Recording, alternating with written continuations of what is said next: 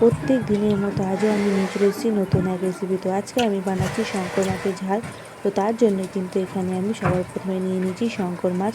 বাজার থেকে নিয়ে চলে এসেছি, সেটাকে কিন্তু ভালো করে আমি ধুয়ে পরিষ্কার করে নেব। আর আমি এই শঙ্কর মাছের ঝাল কীভাবে বানাচ্ছি সেটা জানতে হলে দেখতে হলে কিন্তু অবশ্যই আমার সাথে থাকতে হবে। আমার পুরো ভিডিও তোমাদের দেখতে হবে বন্ধুরা। তাই বলছি বন্ধুরা, যেসব বন্ধুরা আমার ভিডিও দেখছো তাদের কাছে আমার অনুরোধ যে বন্ধু তোমরা প্লিজ আমার পুরো ভিডিওটা দেখে তোমরা লাইক, শেয়ার আর কমেন্ট করো। নতুন যারা বন্ধু আছে তাদের কাছে আমার অনুরোধ যে বন্ধু তোমরা প্লিজ আমার চ্যানেলটাকে সাবস্ক্রাইব করে আমার পাশে থেকো। তোমরা যদি আমার পাশে থাকো তাহলে কিন্তু আমি একটু উৎসাহ পাই। আর আমরা এখানে যে লক্ষ্য নিয়ে নেগেছি সেই লক্ষ্যতে কিন্তু তাহলে আমরা পৌঁছতে পারি। তাই বলছি বন্ধুরা, কেউ কারো হাত ছেড়ে না, চলো আমরা একে অপরের হাত ধরে পথ চলি। তো এখানে কিন্তু আমি নুন হলুদ মাখিয়ে কিন্তু প্রথমে আমি মাছগুলো ভেজে নিয়েছি। আর এখানে আমি নিয়েছি ঠিক এই রকমের একটু বড় সাইজ করে কেটে নিয়েছি আলু। ঠিক মাংসটা যেরকম আমরা সাইজে করি সেরকম কিন্তু আমি এখানে আলু নিয়েছি। এটা কিন্তু নুন হলুদ দিয়ে মাখিয়ে নেবো। আর এখানে মশলা নিচ্ছি আমি কিছুটা পেঁয়াজ, টমেটো, চিনেবাদাম আর দিচ্ছি এখানে সাদা তিল। তো সব কিছু কিন্তু এখানে মিক্সিটা আমি পিষে নিচ্ছি। আর এখানে কিন্তু একটু আমি জল দিয়ে নেবো, যেহেতু একটু গাঢ় হয়েছে তাই জন্য কিন্তু একটু জল দিয়ে নেবো।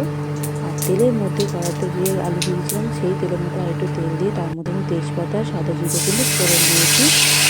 আর তার দিয়ে দিলাম আমি মিক্সিতে পিষে রেখেছিলাম যে মশলাগুলো সেগুলো দিয়ে দিচ্ছি। আর তার মধ্যে দিচ্ছি আমি নুন, হলুদ, লঙ্কার গুঁড়ো, জিরে গুঁড়ো, ধনে গুঁড়ো আর দেবো এখানে আদা রসুনের পেস্ট।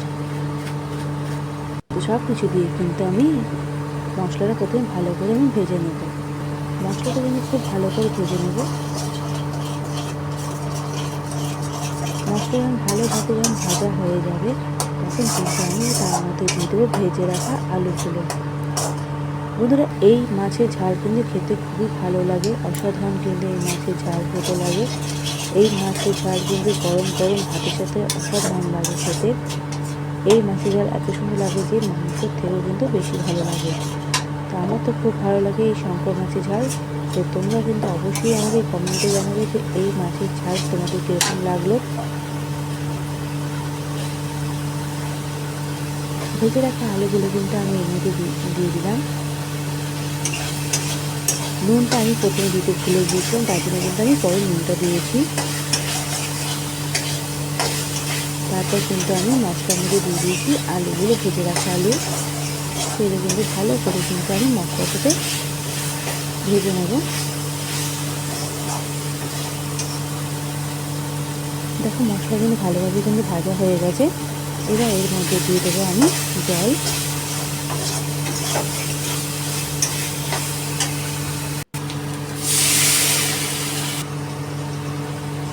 মিক্সির মধ্যে যে মশলাটা করেছিলাম সেই বাটি ধুয়ে কিন্তু আমি এখানে একটু জল দিয়েছি। তারপর আবার আরেকটু জল দিয়েছি এর মধ্যে,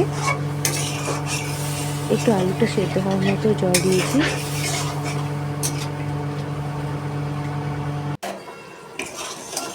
যখন ঝোলটা যখন ভালোভাবে কিন্তু ফুটে এসছে, আলু যখন সেদ্ধ হয়ে এসছে, এই দেখো এই ভাজা মাছগুলো কিন্তু আমি দিয়ে দেবো তার মধ্যে।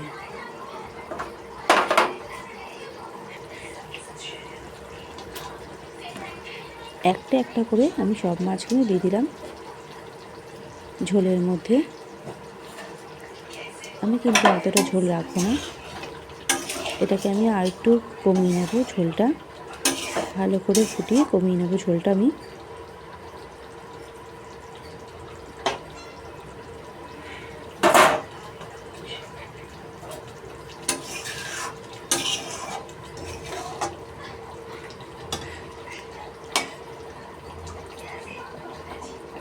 আলু সব সেদ্ধ হয়ে গেছে, এই দেখো ঝোলটা বেশ শুকিয়ে এসছে ভালোভাবে।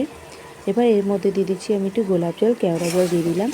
দিয়ে ভালো করে কিন্তু আমি মিশিয়ে নেব, একটু নেড়ে চেড়ে নিলাম। তারপর দিয়ে দেবো আমি এর মধ্যে গরম মশলা গুঁড়ো, দিয়ে ভালো করে কিন্তু আমি মিশিয়ে নামিয়ে নেব। তো বন্ধুরা, আমার এই শঙ্কর মাছের ঝাল তোমাদের কীরকম লাগলো অবশ্যই কিন্তু তোমরা আমাকে কমেন্টে জানাবে।